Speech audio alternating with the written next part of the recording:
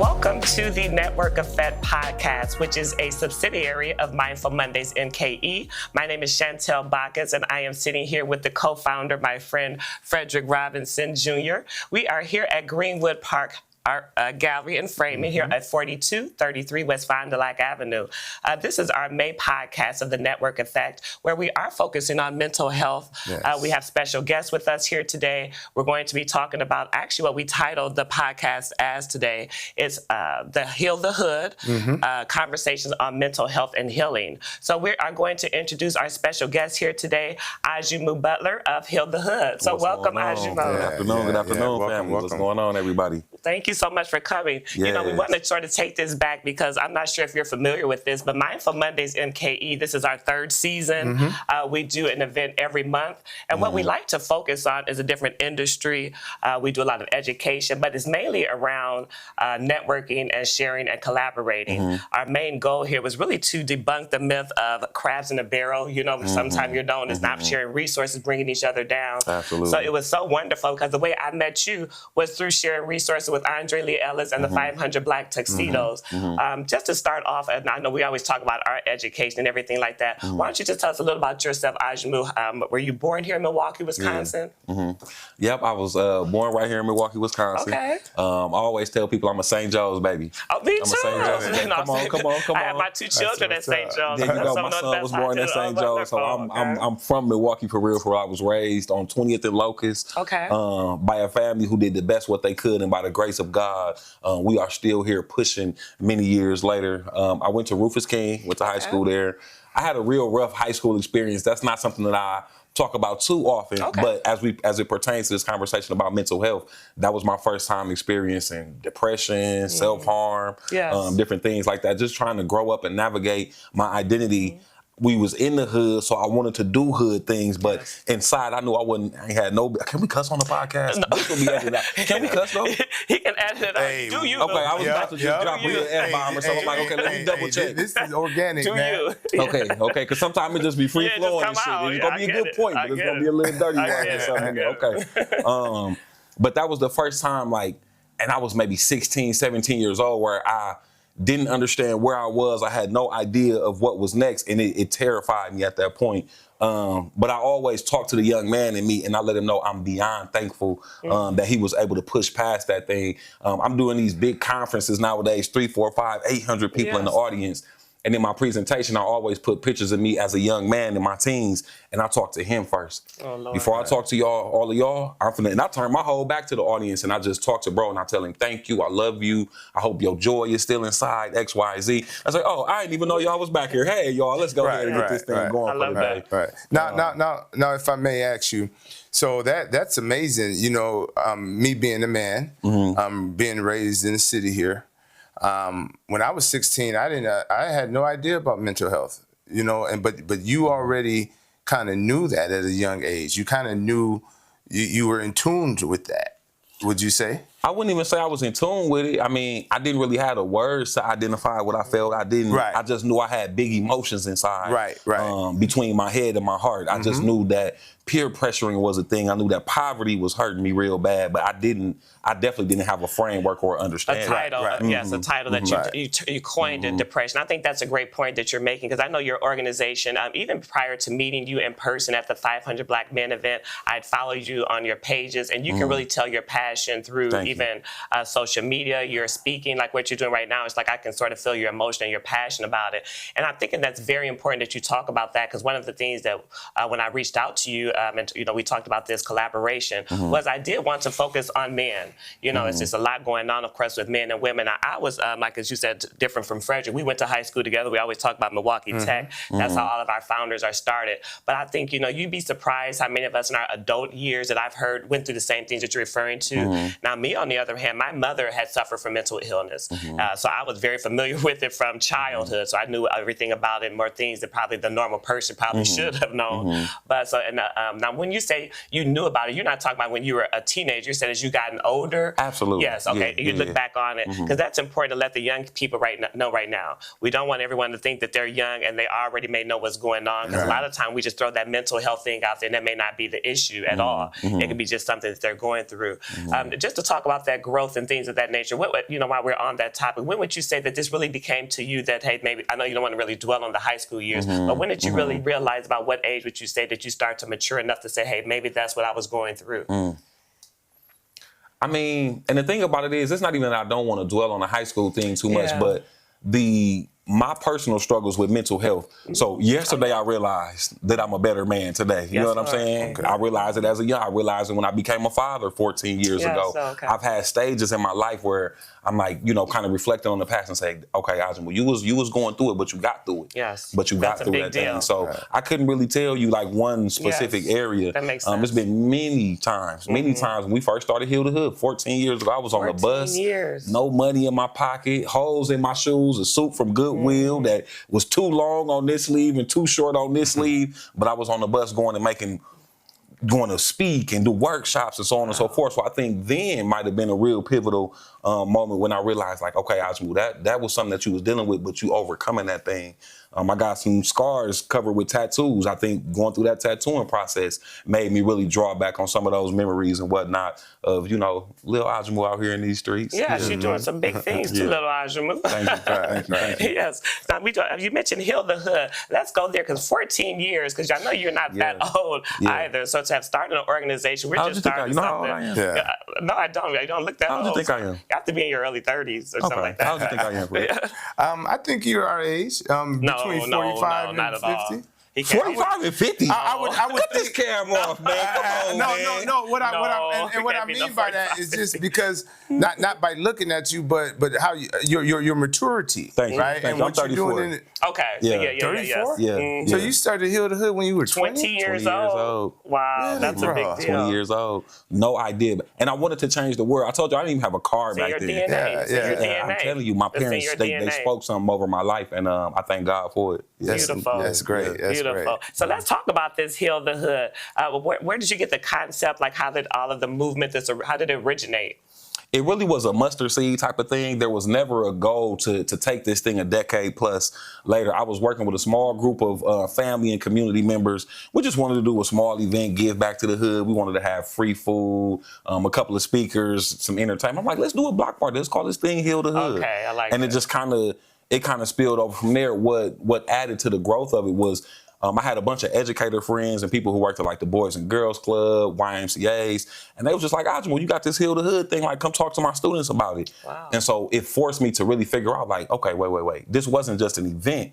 This is a thing that needs to go forward. It's something that needs to be ushered in, if you will. So, and it started from there. It's popping. No. It really is. It really is. I attended last year, and as I mentioned, I think I sent a picture to you. Some of the people that, like Jamila's, there's 2 Jamila's there. I sat on boards and panels with them, and they're very influential, very into the community, very hands-on too. So how did you go about getting like your village with these people you already known in the past, or you just came across them and started to collaborate? Just collaborations, just through being in community. I like to think that I got a decent spirit of discernment. And so there are people who come in my life and they want to connect with Heal the Hood just for, I don't even want to say notoriety, like Heal the Hood is that thing. It is that thing, don't get me wrong. Right. But there are also people who come because they have a servant's heart. And they say, Ajamou, we see the bigger picture of what you're trying to do, and we want to help in that. Sometimes that's helping with Heal the Hood. Sometimes that's offering me a meal. Say, Ajamou, I know you ain't been eating. You be running around. I cooked a little meal. Come on over and sit down for a little minute and eat with me. Like, that heart of a servanthood is how I've built my village, and I get the same thing that I give in my village. Yeah, I love it. Now, with that said, so when you first started, the idea of what you wanted to do, as years progressed, your end goal, and then the people that you're affecting. Kind of tell us about that. How is what you're doing affecting the community? Let the audience know about that. I think we do macro work that affects community on a micro level. And what I mean by that is, some might see the larger festivals, the Heal the Hood. Some might see these larger workshops and all of that we do. But my goal is always to build with individuals. My goal is to connect one-on-one with as many people in this room of 1,000 people. How many of them can I really tap in and connect with? And so I believe that as an educator, God has given me an assignment and a responsibility to talk about those uncomfortable conversations, whether it's mental health or education or anti-violence work or firearm safety, so on and so forth. And to do that in a way that connects across cultural lines, across colorful lines, across gender lines, so on and so forth. I like to say that I can step in almost any room, any space I'm in, and talk this Heal the Hood talk because it's a universal concept. It don't have no boundaries or no borders and say you got to look like this to get down with the movement. You have to look like that. So from the streets to political seats, like we be tapped in, and I love the work that we do. And I really. A part of me want to expand on that real deeply and share stories from young people who I've done work with in the juvenile justice detention center and in high schools. I worked that over 8 years in which I was there, and you learn some of these young people's stories, and you like, damn, this work really does matter. It's not about no awards, no money, no grant, no workshops. Like if I can love on these babies and get these babies to love on themselves, that's a big deal. Now we putting that work in. That's a big deal. That's a big deal. And that's great that you actually doing it and you see the work that you're doing. For sure. You're getting it from the people that you're helping. That's for dope, sure, man. Yeah, that really is too. Now, you said this is the 14th annual one. I know we're very excited about that too. You have some special things going on with podcasts, but just talk to us about if someone has not been to Heal the Hood, why don't we give the locations and things of that nature, like what date, the location, some of the details. For sure. So this year we're working on our 14th annual Heal the Hood Block Party and Resource Fair. We're going to clap and snap and all of that type of good jazz. This year it was going to be on Atkinson Avenue from 9th to 11th Street. We did it on Atkinson there some years ago, but when our good brother Keon Malone Jackson passed away, we said we're going to spin the block and honor our good brother and the work that he committed his life to in the community. It's going to be from 11 a.m. to 6 p.m. We have some amazing partners and sponsors and co-collaborators, one of which we'll hear from today, Ricardo with the Office of Equity, Milwaukee County Office of Equity. But we got some amazing entertainment. Entertainment always be cracking. Like, it is. Our entertainment when I went, there was dance stages everywhere. I danced my own self. I'm not gonna tell and that's what I like.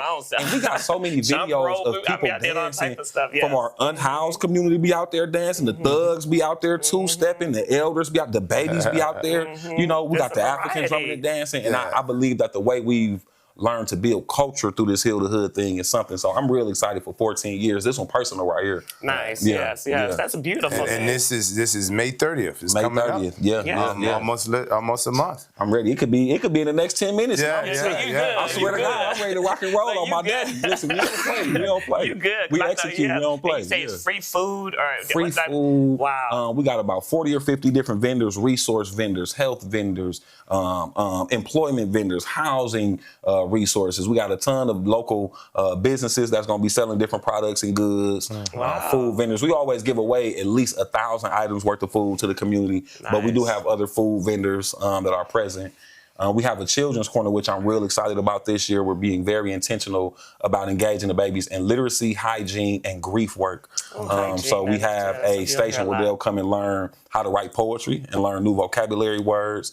We have a station where they will come learn about body parts and washing your body parts. And they'll get a little hygiene kit. And then we got a grief station. So young people who have, and this will be for the adults too, but those of us who have been second or first-hand victims of gun violence, there's this big tent we'll have with like 100 butterflies in there. And all of the activities just deal with grief and trauma and transition of life. Real intentional in that children's area on how we going to, engage in babies for sure. When you have these type of events, you mentioned you already have 40 to 50 vendors. I know that we, we want to support you as well. You talked about the podcast. Give us a blank check. Going to do. Don't edit that out. Okay, I'm sorry. Go ahead. Cash me in there. Cash me out. Yeah. Yes, we want to talk about, you said you have sponsors and collaboration. That's something we work on with the resources. I know we have some of your speakers that's coming on to join you, some of your collaborators and partners to join you today. How do you go about finding your specific? Is it a theme each year, or you just take your mission that you already have from the beginning and just push that mission throughout every year that you do the event? How do you go about finding your collaborators, and are you looking for additional ones? Always looking for collaboration. We believe in collaboration over competition, and that's what helps to build culture and community. We don't really have like a theme, like a different theme we switch out. Like our motto is heal the hearts, heal the homes, heal the hoods. I love it. We're going to stick to that, and we're not going to let up on that, right? Yeah. And so I like to say through divine alignment, my partnership with Prolific was something that came about on the humbug. I'm excited about hearing But it has been a very prosperous partnership, and I'm looking forward to see what we got coming. Other folks, again, like my good colleague and friend, Ricardo, good family friend. we've known each other for, several years. He's done work with my family. But when that mission aligns, yes, perfect. You can't really, it just is what it is. Let's put this work in. Yeah. Right. Well, that's good. Well, as you just heard, we do have another segment that we're going to come up with. We wanted to sit down with Ajamou Butler just to talk about how the Heal the Hood founded, how it started. I don't know if you have any other questions for him right now. No, I do have one quick one. Yes, so you're talking about collaborations, and you're talking about 14 years with gentlemen like that's going to come on and other resources in the community. Do you have, is the city backing you up with the different municipalities and the resources they have? Because you have the community, you have us, like us that's just regular citizens knowing what you're doing. You got us, but even they are regular citizens. Officials. When you talk about city, they're regular citizens just like I and you. Right, yeah, we put them in power, so they are community, we are community. Yeah. So the city play their role, the county play their role. Okay, so the state as a whole supports Heal the Hood. That's good. I mean, That's from Madison all the way up in places like Sturgeon's Bay and Door County, they talking about this Heal the Hood thing up there, but specifically for Milwaukee, 100%. Yeah. And I didn't mean to interrupt you. Or no, I get it. Shit, they regular citizens too. Yeah, they are. But I mean, like in the sense of the municipality aspect. For sure. Yeah. Because we support you 1,000%. For sure.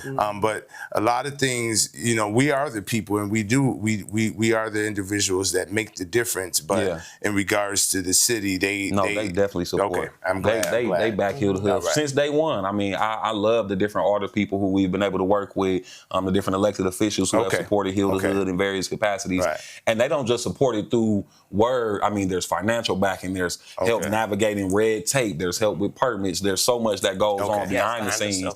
And I think sometimes our politicians do get overlooked for those micro things that's not done in front of the camera, that's not done for the likes and the social media, but yeah, that's great. Yeah. Well, that's good to know. We, because we want to hear that. Because you're right. You hear so many negative things about Milwaukee. I'm glad you asked that question, Frederick, because you're right. Sometimes we always hear negative about our politicians, especially the local ones that we see every day. Now, could they do better? Come on, hell yeah. But as it pertains to Heal the Hood, they definitely support. Yeah, that's cool. That's cool. Well, you have it. We have more to come. As I mentioned, we're going to be sitting down with some partners of Heal the Hood for their 14th annual event. As he just mentioned here, is going to take place on Saturday, May 30th, between, is it 9th? 9th and 11th. 9th and 11th in Atkinson from 11 a.m. to 6 p.m. There's going to be lots of vendors, free food, free bags for the children, and don't forget that Network Effect Podcast will be there doing live podcasts. We got a bunch of different podcasts. I'm excited about that. I am excited about that. Yes, I'm already looking for my outfit that I can Come on, talk good. So you're going to see me and Frederick. We're going to be there at the Network Effect Podcast. We're going to be live along with some other podcasts that they invited. But we're looking forward to seeing you, and stay tuned because we do have another interview coming up with two partners of Heal the Hood, and we're going to get all the details and information on that. So thank you for joining us. Stay tuned and follow us. Like, follow, and share. We're on Facebook, Mindful Mondays MKE, Instagram, Mindful Mondays MKE, and also on our website, you can subscribe to www.mindfulmondaysmke. We'll be right back. Thank you.